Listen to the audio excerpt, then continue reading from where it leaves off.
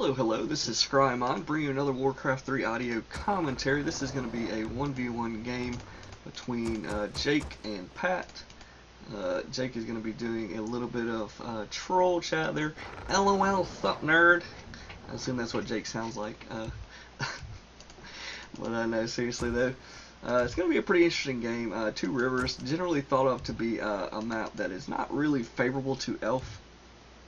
Mostly for the fact that the expansions are, at least some of the expansions are pretty hard to creep with Elf units. Again, some of the creep camps are pretty powerful against Elf, and also there's no tavern, which certain strategies, especially against Orc, sort of the standard strategy against Orc, is going to involve a lot of tavern heroes. Beastmaster, Firelord, or Tinker, or sometimes a Naga is involved also, Demon Hunter Naga, stuff like that. So it sort of cuts off some of the Elf's options. A lot of people would probably say that the Demon Hunter is one of the strongest heroes, but in other respects, some of the other Elf heroes are a little bit, not quite thought of as overpowered. I know the Priestess of the Moon in 2v2 scenarios, or Elf Mirror, is often maybe considered almost up to par with a Demon Hunter. But the Warden and the Keeper, less used heroes. Now again, they have their uses. Obviously, the Warden can dish out a lot of damage to human when she gets leveled up, and stuff like that. She can be sort of really a nuisance at dishing out damage pretty quickly and escaping with blink if necessary. But other than that, her base stats are she is sort of easily focused now. Not quite as tanky as a Demon Hunter though. I assume you can't expect all heroes to be the same or as good at certain roles. So. But at any rate, this is going to be a game of Keeper of the Grove versus Farseer. The Orc player, Pat, here is going for sort of the standard, early grunt. Now, Farseer isn't really standard against Elf, and one reason is you're going to sort of see why that is the case. Because if you're not careful, Detonate can really sort of wreck your early game with the Wolves if you don't split them up. They're going to be able to get a lot of experience out of detonating your wolves.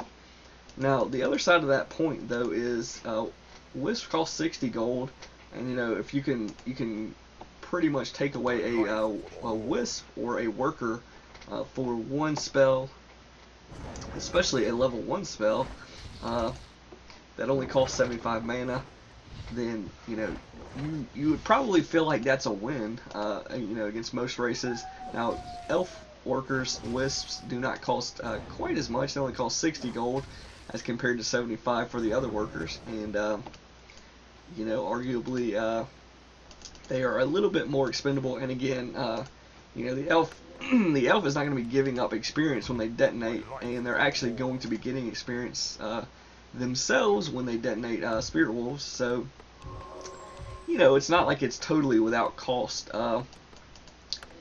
to the Orc player for this to happen, but again, usually if you can like take out a worker with 2 skeletons, even if it gives them experience and costs you X amount of gold for the charge of Rod and Necromancy, it's not a you'd probably be okay with that, losing the 2 skeletons to get the worker killed. But at any rate, we're going to see the Elf is going for Huntresses, and he's going to be harassing very aggressively in front of those Huntresses because, obviously it takes a little bit longer to get the Huntresses out than the Grunts or Archers. So he doesn't want to just give his opponent free time to creep all these camps at level 2.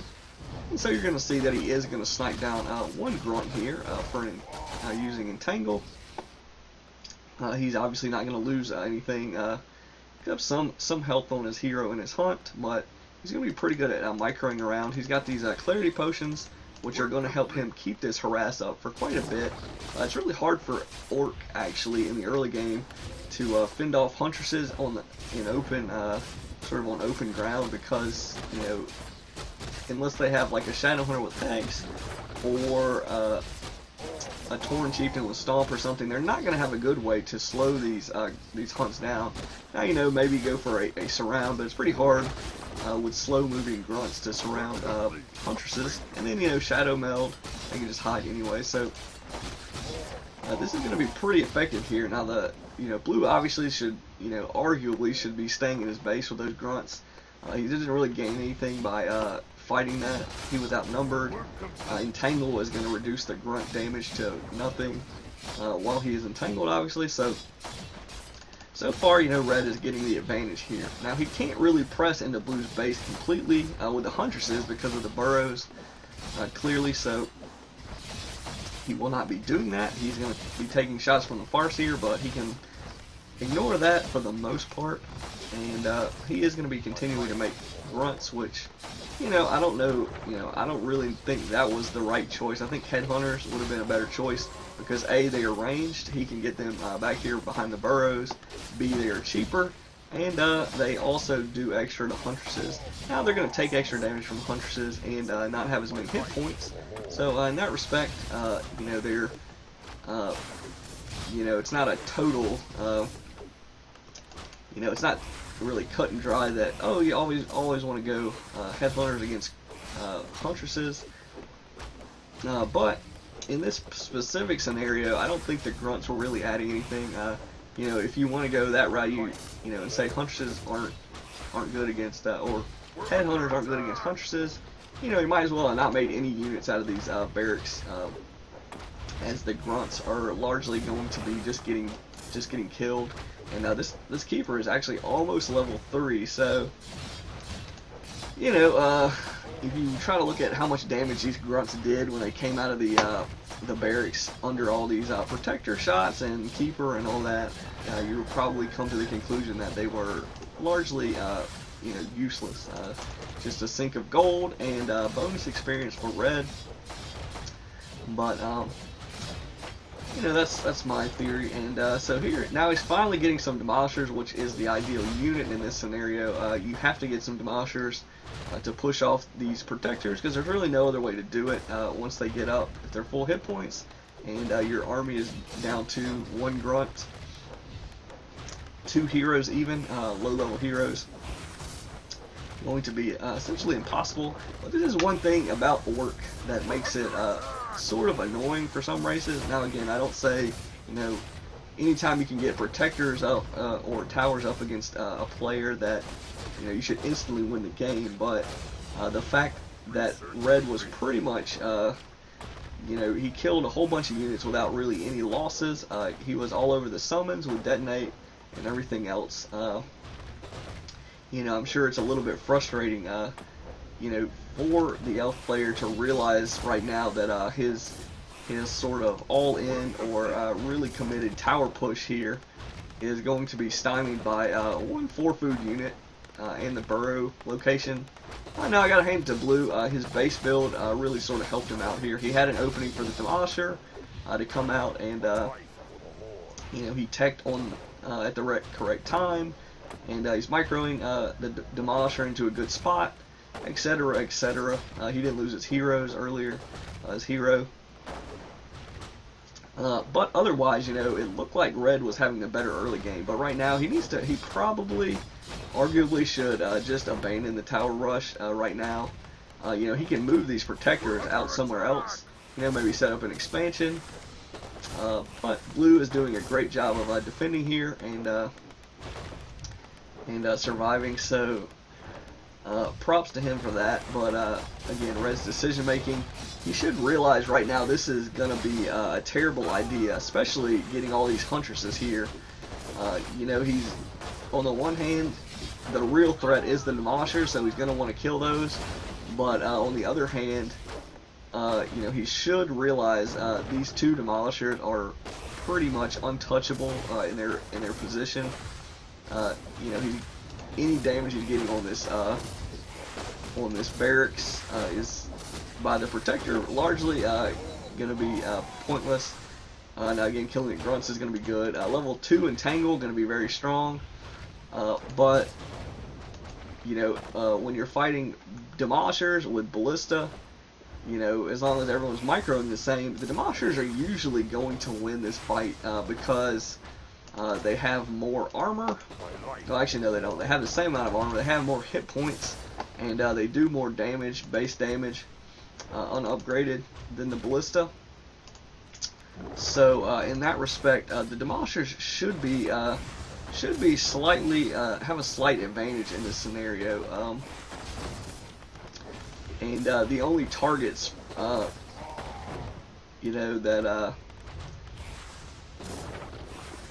the only real good targets that the ballista are going to have are either the demolishers or maybe the barracks. The burrows actually don't take extra from the ballista. It would be great to kill them, but it was going to be very difficult since they're heavy armor right now. They're in a pretty good location, and anytime he's going for those burrows, he's going to be having to micro around the demolishers. And again, it looks like blue got his demolishers up before red's ballista showed up, so that's always going to be a problem when when trying to analyze which side is doing better. Blue got his demolishers out first, and the battle was taking place right here in blue's base, so any sort of reinforcements he was getting were going to be instantly available, while red's ballista were going to have to travel all the way up there. And so the timing is really important. A 30-second difference in when a siege unit arrives could make a huge difference in terms of how effective a tower push is. Basically the rule of thumb seems to be when towering an orc, if you're going to do that, you have to do it really, really early game, just to avoid what we just saw in that.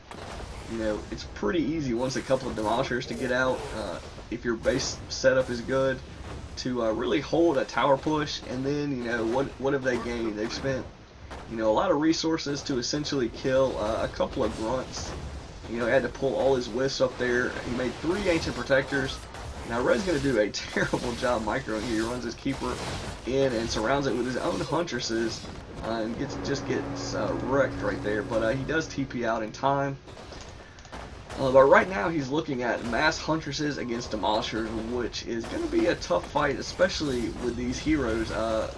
Spirit wolves, chain lightning, and serpent wards going to all be good to dish out DPS. And you really are only going to need just a little bit of extra DPS to sort of deal with huntresses, since red had taken a lot of damage trying to push that base. He lost a lot of huntresses to burrows and demolishers sort of needlessly. Maybe if he had kept those alive, this would have been a little bit of a closer fight, but as it stood, this was really one-sided at this point. There's not really, even perfectly microed, red was going to have a hard time holding this push, because blue wisely, he got a second barracks in his base, and he massed demolishers, and he realized once he pushed through the towers that red was not going to have much to fend him off, so he didn't give him a chance to really field a more effective army. Red was he spent a lot of resources on the tower push, the clarities, the ancient wonders, massing hunters out of 2 ancients of war, ballista, which meant his tech obviously was not going to be there. He wasn't going to be a tier 2 most likely, because he was focusing so much on the tower push. And so without tier 2, he didn't have access to A second hero, B, any healing potions from his shop, a staff of preservation if he wanted that, etc, etc. Adept bears, or master bears, dryads, doers of the talon. He really was stuck at tier 1, and demolishers are pretty strong against elf tier 1. Even when microed well, really the best you can hope for is getting huntresses all around the demolishers, or maybe ancient ancients of war uprooted, and even those aren't really great, because even though they're heavy armor, they're really slow, so you can just kite those. So really that's not really a viable option. The other options are archers and ballista, which archers have a laughable amount of health. Really, they seem like they have a little bit more health just because of Elun's Grace, But against demolishers, they are going to be just fodder, and even huntresses will not microed well against demolishers. Are going to go down like flies. And then ballista, it's kind of a push, but ballistas, like I said, their stats are slightly different. They have like 100 or so less hit points. They do, like 20, 30 less damage on average, something like that, than demolishers. So otherwise, they're just like weaker demolishers that cost a little bit less. So it's not like Elf doesn't really have a tier 1 per se counter to demolishers. I guess the only other difference, he could have went Demon Hunter, which maybe wouldn't have been as quite as strong at securing grunt kills early. But in terms of fighting demolishers, the Demon Hunter is a better tank. B, he is naturally a melee hero, so he can get, he's just gonna, if you're going for the demolishers, he's always gonna be sort of in melee range of them. Whereas the Keeper is ranged, so if you're just sort of attacking that range, that's kind of dumb to do against demolishers, obviously. But the problem is the Keeper of the Grove doesn't really excel in at close range, because he's got, like I said, he's not as much of a tank. So if he tries to get in close range, he's gonna sustain a lot more damage, most likely, and thus, like you saw, potentially get sort of nuked down. And then, now Red didn't really help by trapping his own hero, but so we're going to look at here at the stats. Notice that Red actually killed 20 more units than his opponent.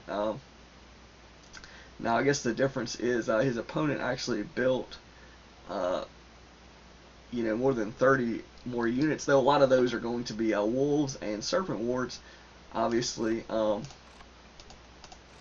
Because he never really had like a massive army size advantage in terms of number of units. Notice the largest army for both sides was 50, so the food count isn't going to take into account the summons, which and again, popping out 30 mana serpent wards and spirit wolves 2 at a time, obviously going to inflate the unit count,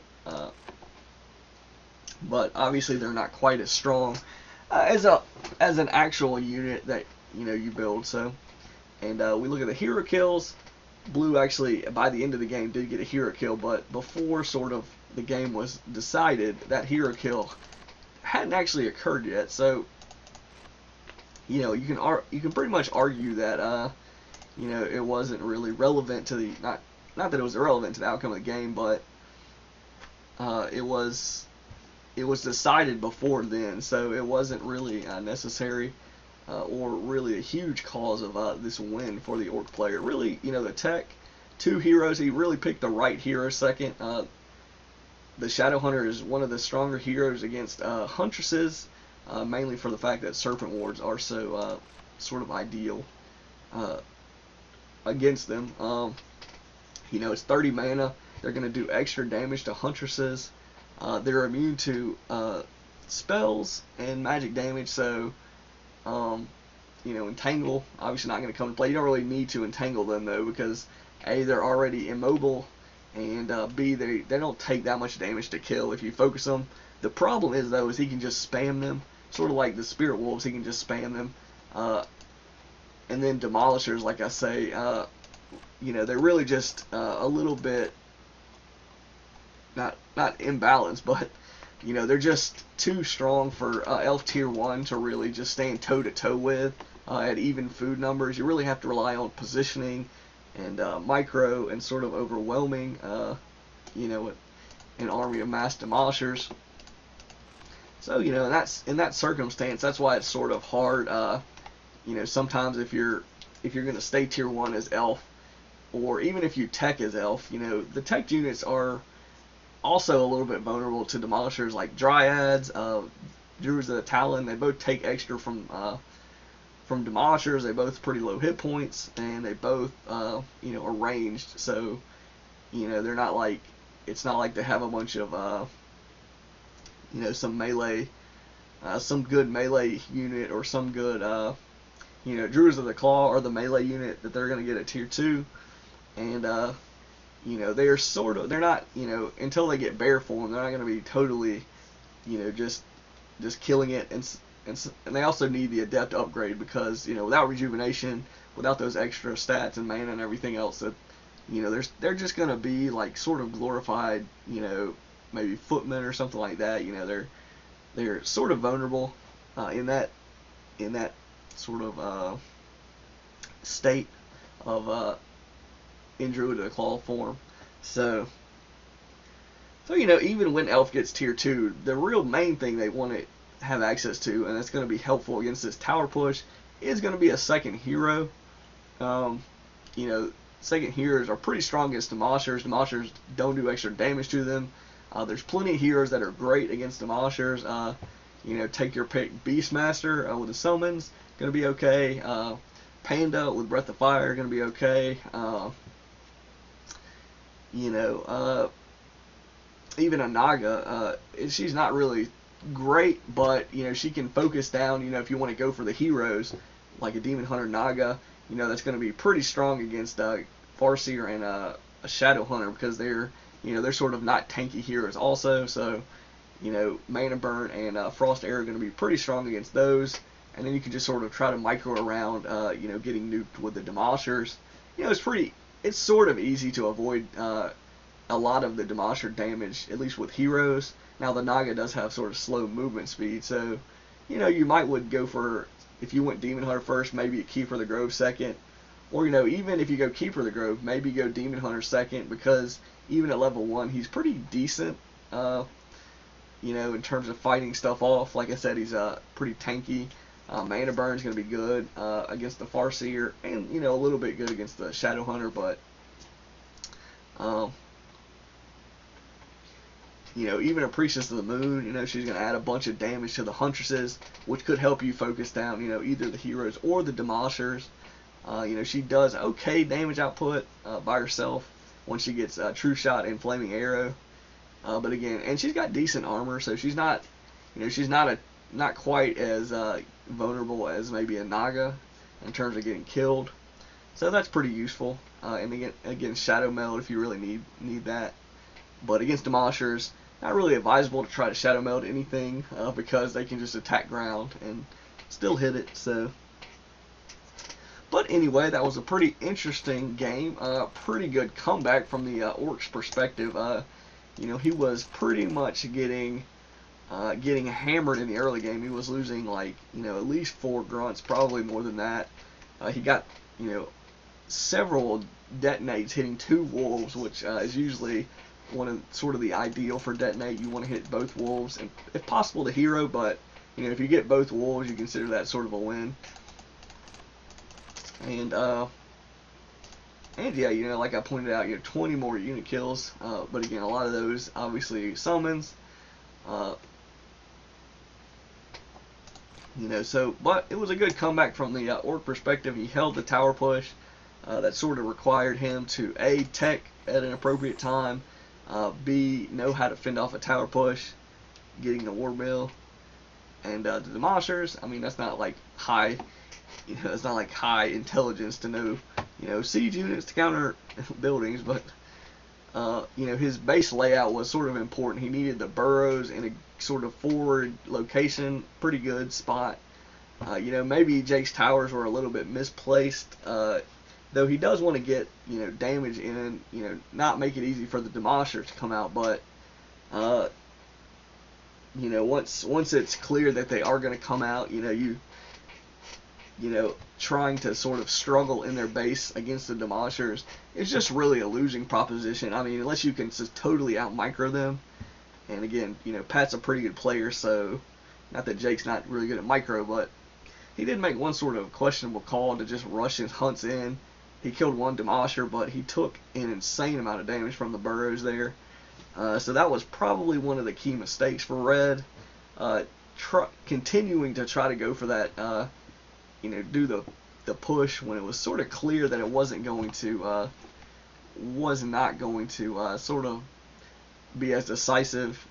He really should have pulled back and regrouped and sort of played the game, with taking his advantages and left while he was still ahead, because after that he lost all those huntresses. It was sort of like a tie at that point. He got all those kills, but then Blue got all those kills, and then he was behind in tech. So trading off units was, and I don't even think he, if you add up all the grunt cost, and then all the huntresses, like I say, it was probably very close to a tie. And then the protectors obviously cost a bunch, so there was another group of things that didn't contribute, obviously at the end to helping him win. So you really have to try to analyze, situations. Maybe it was a good idea to do that push and be that aggressive, but at a certain point, situations can change. 2 demolishers, obviously going to make a totally different scenario. And yeah, so that's sort of how that goes. And pretty good game though. Pretty good play by both sides. Jake really was doing great with that keeper huntress build and use. I like to do that in a lot of games, especially 2v2 games. Can really be effective, especially if you have a lot of sort of good intuition about creep patterns, strategies, so you can know where to go to maximize the damage that you do with entangle hunts. And obviously micro. So pretty good game. Hopefully you got some enjoyment and information out of it, and will continue to stay tuned for any other audios. And if you have, like I've said before, if you have any sort of requests or suggestions, that stuff you would like to see on the on this channel or in the audios, want me to try out a certain strategy that you think is good or funny or fun to do, let me know. Always be up for learning some new strategies. If there's something out there I haven't tried. The game's been out a while, so I've tried a lot of the heroes, but there's plenty of combinations with different races, different timings, different unit combinations with heroes, races, etc. So obviously something to do there. So this is Scry Mind signing out.